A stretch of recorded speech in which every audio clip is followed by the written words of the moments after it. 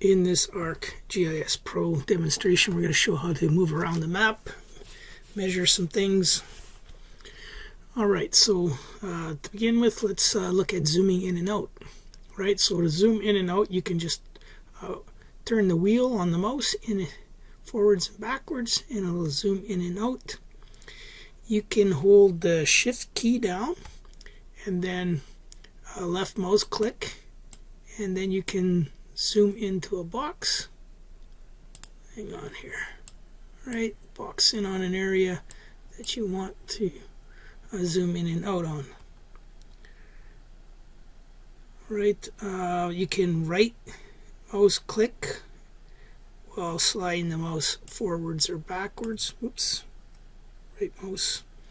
Or right mouse instead of left mouse. Alright, so right mouse and just slide it up, the mouse up and down on the table. I'll zoom in and out. Then you can go to these previous extent or back to the next extent. Alright, you can zoom to the full extent of the data. Right, so, and you can zoom in, and you can choose to zoom out. You can, that's enough for zooming. We'll now look at panning. So if I left mouse click and slide the mouse, I can pan around. I can do the same thing by click and holding the wheel and pan around. And if I go into feature edit mode, so let's change things up here. If I go to edit and create, now if I pick that I'm going to create a polygon, right? And if I come over here and I click to hold anything, I start to draw a new polygon. So I don't want to do that. So in order to pan while in the edit mode, what you need to do is if you hold the letter C key down and then left click, you can then pan. So just hitting the C key turns the cursor into panning. All right. So let's get out of create. I'll go back to map. Hang on here. Let's create a line and then go edit. We'll hang on here. Create that. I'm just going to discard what I changed. The changes I made there. Discard edits. Yes. All right. Let's go back to the map, and next thing we're going to do is some tilting. Alright, if I hold down the letter V key, and you see it, the cursor changes, and now as I move that key, my mouse around, I left mouse click and move the mouse around, I can rotate the map.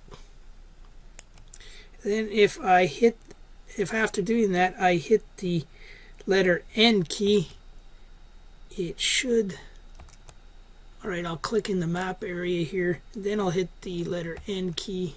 Hang on, oops, we're still editing for some reason. Let's go back to edit. Oh, let's close create features.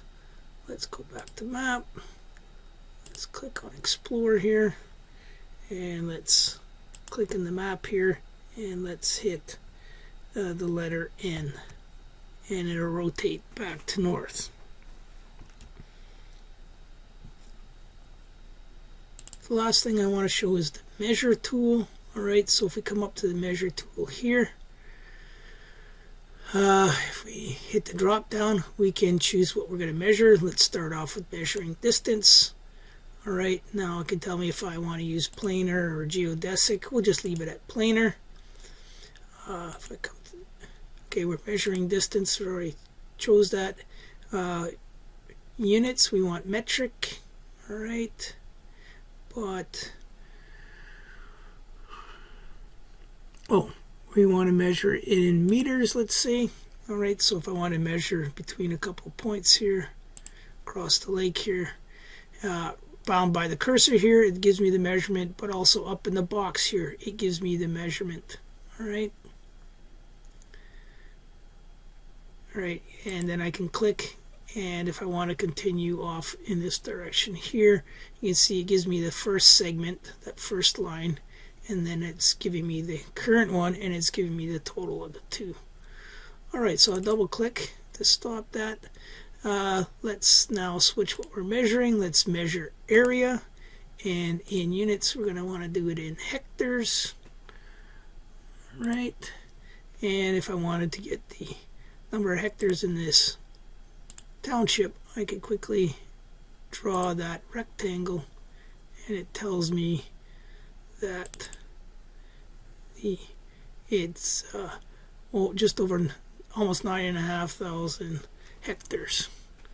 All right, let's now switch to measuring something else. Measure features. All right, so if I come down here, and we'll leave it at hectares, and I click on a feature, all right, it selects this polygon here, and it tells me that that polygon was 3,252.44 hectares in size, so you can use that to measure any features. Let's see, we can't measure vertical distance because it's not a 3D map. Measure direction and distance, all right, so I can click somewhere here on the map, draw a line, and you can see that at the cursor it's giving me the bearing, and I'll switch it so it's about north. Going south should be about 180, and it's giving me the distance as well. Also, things are I get the distance and direction up in this box here as well. All right, let's click to measure an offset. All right, so here what I'm going to do is end up, say I wanted to know how far, I don't know, these rocks were off, I don't know, we'll draw a line. How far these rocks were from this line. And draw the line, and now it measures a perpendicular distance to those objects from that line. Maybe I should zoom in a bit. All right, so that rock is just 4,500 meters away. This one here is 3,500 meters away. All right, so I'm not sure when I would use that. Measure an angle. If I wanted to measure an angle between this rock, that rock, and this one here, all right, it gives me the angle between them. All right, also gives me the counterclockwise angle around this way as well. All right, so it's giving me those two numbers at the cursor and also up here at the box. And that's pretty much it for the measure tool.